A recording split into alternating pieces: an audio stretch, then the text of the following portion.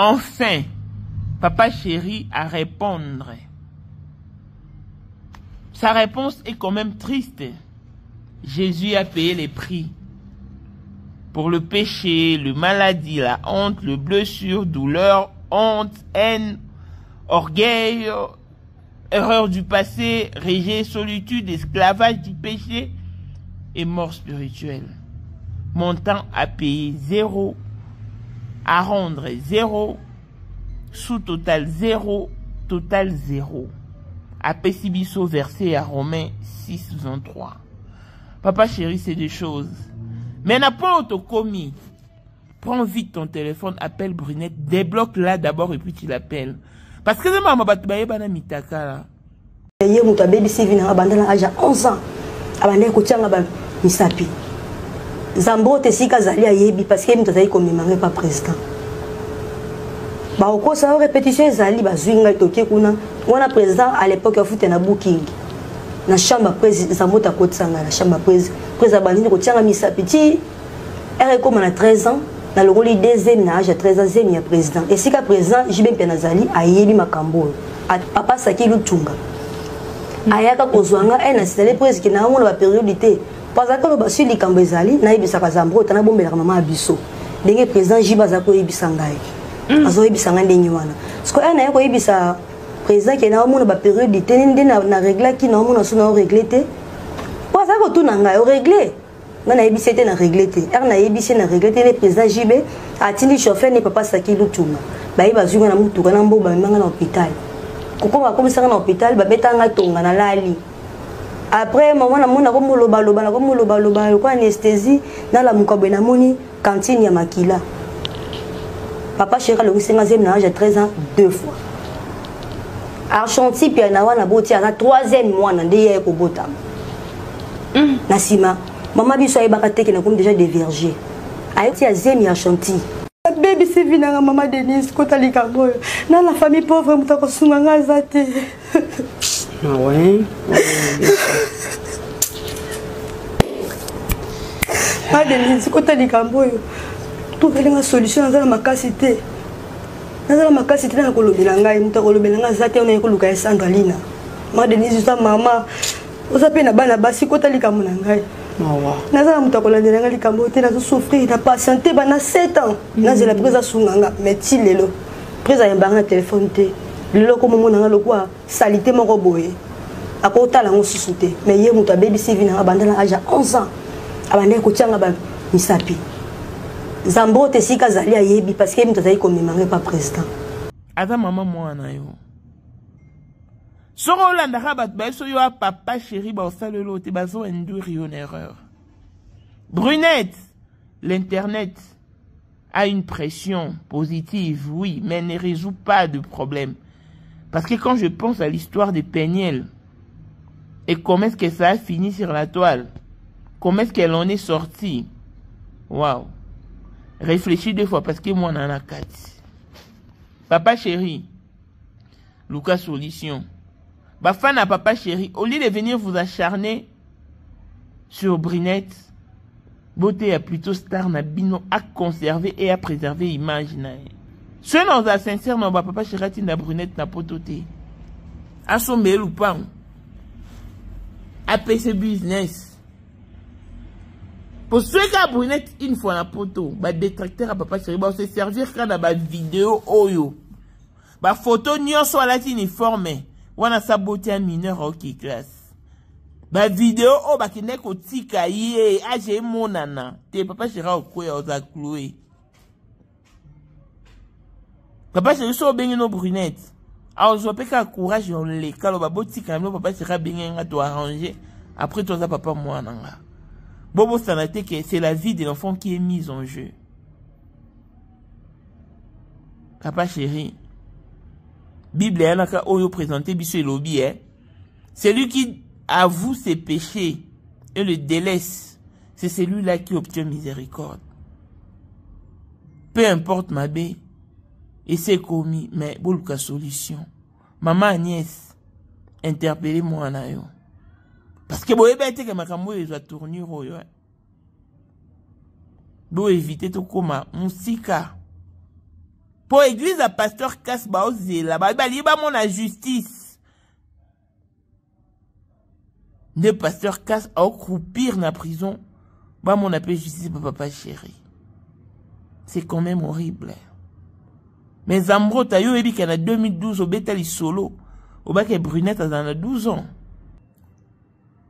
Aujourd'hui, un grand artiste est en train de se faire humilier sur la toile suite à un passé noir.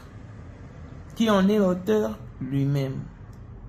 Pourquoi? Parce qu'il n'a pas su se contenir ou maîtriser ses sentiments. Il n'a pas su jouer la fidélité face à sa danseuse ou à son ex-danseuse. Otherwise, tout ceci ne serait pas arrivé. Maramwe komi ndenge komi, tout ça congolais, j'y vais me c'est un congolais. Brunette, c'est une congolaise venue d'une famille pauvre, naïve qu'elle était. Elle était sans voix. Elle n'avait pas de mots. Elle était encore enfant et sans décision à l'époque.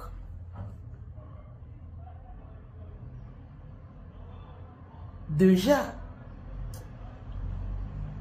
nous mettre à condamner Brunette, ce serait très irresponsable de notre part. Parce que moi, à 11 ans, à Ebi Loté, il y a un moment, à 11 ans, qu'on a pas autant de violé hier. Moi, à 11 ans, qu'on peut dire que ça n'a moi, à 11 ans, qu'on peut commettre n'importe quel dégât pour peiner la conscience comme il faut. À moins qu'il n'y ait pas la grâce autrement. Mais pendant que Makamone Bandole, papa chéri, avait sa conscience en place, n'a habité ce qui a l'ongola qui a on a poche, on a placard, en tout cas ça je sais pas. Mais aujourd'hui il est en train de payer. Yemoko a répondre awa. À celle bisoji luste. Yamamou Jésus a fouta. Obi Jésus a payé les prix pour le péché, le maladie, la honte, le blessure, le douleur, toutes sortes de douleurs bien sûr, la haine, les infidélités, orgueil, erreur du passé, rejet, solitude, esclavage du péché, mort spirituelle. Montant à payer 0 frais. Montant à rendre 0 frais. Sous total 0 frais, total 0 frais. Car les salaires du péché c'est la mort. Mais les dons gratuits de Dieu c'est la vie éternelle en Jésus-Christ, notre Seigneur. Romains 6, 23. Ticket à conserver. Oh mon papa chéra comédie biso le na Instagram nae. Dans la monyo et salinga mawa et salinga passi. Je sais qu'il doit être triste et en même temps en colère. Mais papa chéri, moi je te conseille. Débloque Brunette. Appelle-la de toi-même. Kolukaba midi à 14h. Te poboza batu. Obo monana. Ba nudité mitaklish. Solandi batu. Baby souka yoza papa chéri ba sale loté. Tu t'induis en erreur. Parce que yo des choses à papa chéri. Tu ne pensais pas que Brunette pouvait passer sur les petits écrans et cracher tous les morceaux dont elle a fait mention. N'oublie pas que c'est la mère de ta fille. Peu importe ce qui se dit sur la toile, Benga Brunette peut trouver terrain d'attente.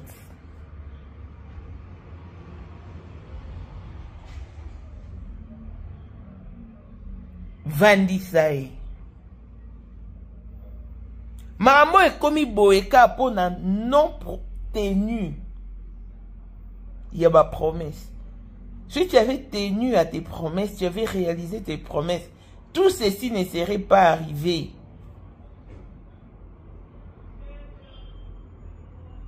Mais, et c'est comme il est vin tiré, il faut le boire. Oh, si tu image dans la ternie, image dans la salie. Ce qu'on résolvera le problème depuis longtemps. Mais nous, les canons, quand il n'a aperçu des armes, on a pas placard, dans les oubliettes et tout. Mais ça s'appelle du vouloir faire la tête.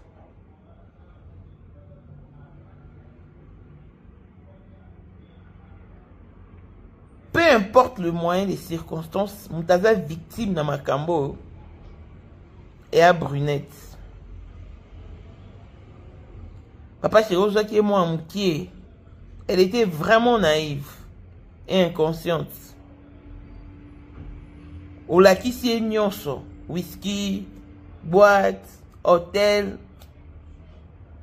le premier pas vers l'amour, au botissier, avortement, yom tolaki si nyonso. Pona ajo bako tika Brunette, tout le monde a besoin de ata libé na tout les été.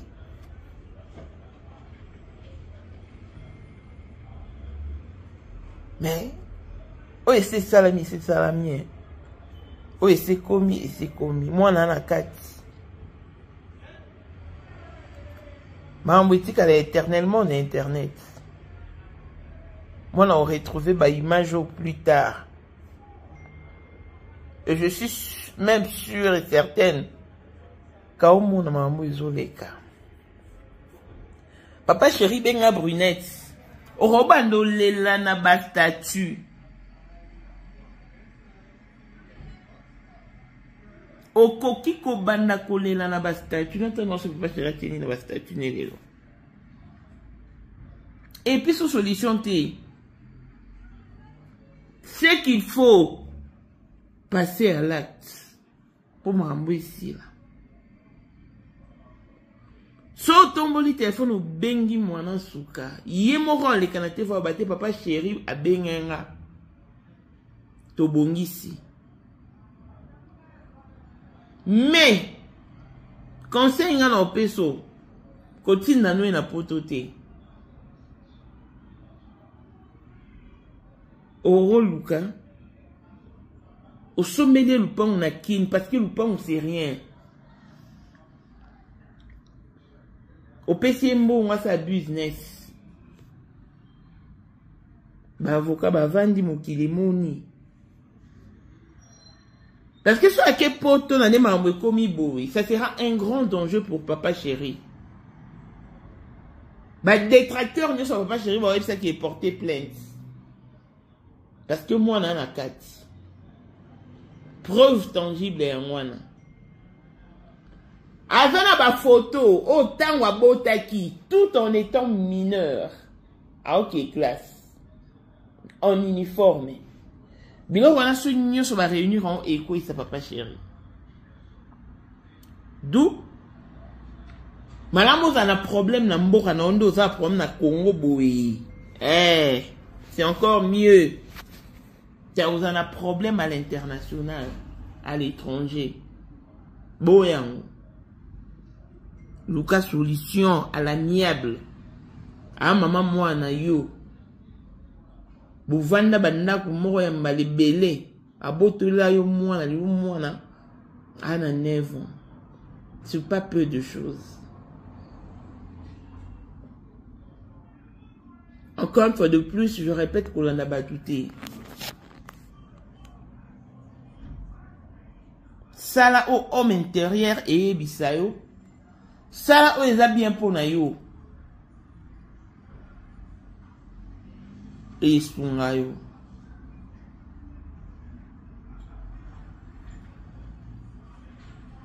Parce que je sais qu'en ce net moment, tu n'es pas en paix. Tu n'es vraiment pas en paix. Bandeko, papa, maman, ya baleki, Brunette, c'est une fille naïve. Et elle l'était depuis très longtemps. Pour ça, elle a une naïveté. Attends, ok, bin na wenge na ajona ngo kite. Mais naïveté na ye. Des ça que Akekobina, avec toute son inconscience, a coûté na makambo. Pas a coûté non. Ben au moins 11 ans mon coloté. Te, trop ba mambu bien. Au moins ce tolo ba mambu to mi tire na place ba parents. Ngana parents na beau taper moi si vie est très complexe, déjà compliqué. Loboko oza tout comme poko oza ati. Mais chose ça malam na mokili, ça va protéger tes enfants.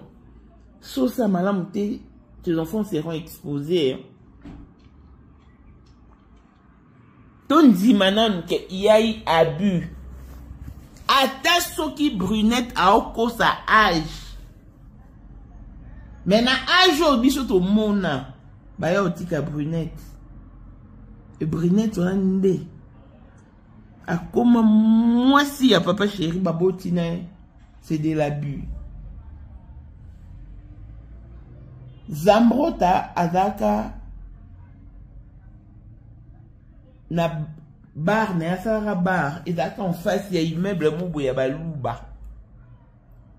Ezaka na Kabamba, je crois que c'est ça Kabamba. So outi Willery au beau marché.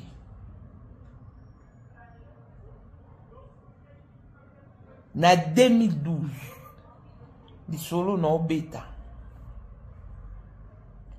Zambrota o azo solo la nanle qui est artiste comédienne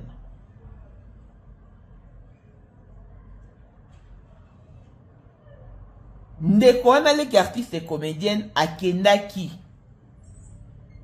kota copain na immeuble na baluba apia na loba boy pour Zambrota ses souvenirs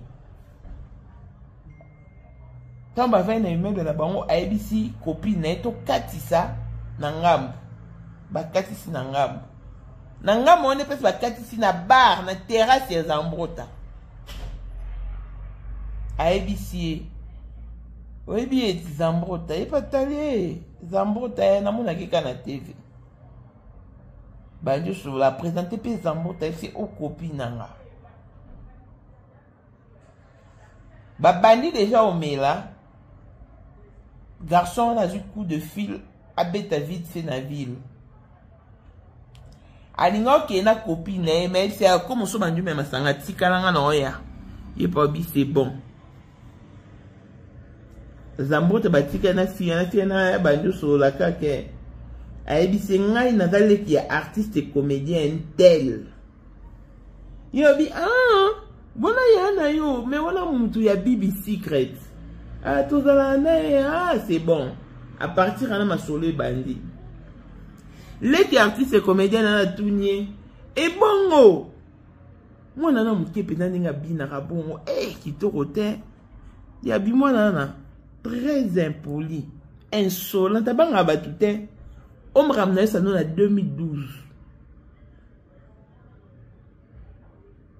Ah bien comme ils sont impolis ndeni bien bana et l'ora mukolo et comment au kotae a comment on zabilo a mikolo abanga lisu batute a comment on a besoin so pamba besoin de ba camarade ne atunye o bilo a mikolo et kotae ana ajnin ye maman obi ana 12 ans Zambrota. Ah bien, elle a 12 ans. À cause elle a 11, 12 ou 13 ans. Mais elle a 12 ans. Il y a eu là, Mikolon ya nani. Il y a eu boye banguka un jour. Et sinon, on peut. Bah, ça vous dit, sonne le d'hiver. Si, copain n'est pas avec un jeu, bah, qui n'a pas. Il y a bien eu, oh. Mon mais en 2012, sur la Zambrota, a eu que moi, on a 12 ans. Soit l'autre, on a 2024. sait que moi, on a peut-être 24 ans. Mais au moins, on a âge à brunette.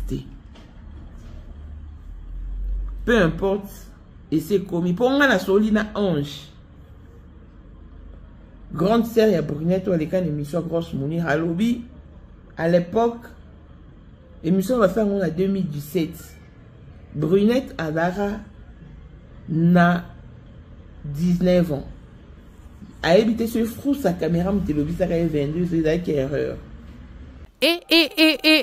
L'orphelinat La Miséricorde lance un appel de fonds à toute personne des bons cœurs des pouvoirs manifester leur amour pour les orphelins à les aidant financièrement ou matériel en vue d'accomplir notre devoir divin. Car la Bible nous dit, la religion pure et sans tache devant notre Dieu consiste à visiter les orphelins et le veuve dans leur affliction. L'orphelinat La Miséricorde est situé sur l'avenue Lukengo numéro 9 au quartier du 7 à la commune de Kisensu, référence Église Kimbangiste. Il est dirigé par l'homme de Dieu, le prophète Adola Aneko, numéro des contacts, plus 1043 81 30 83 182.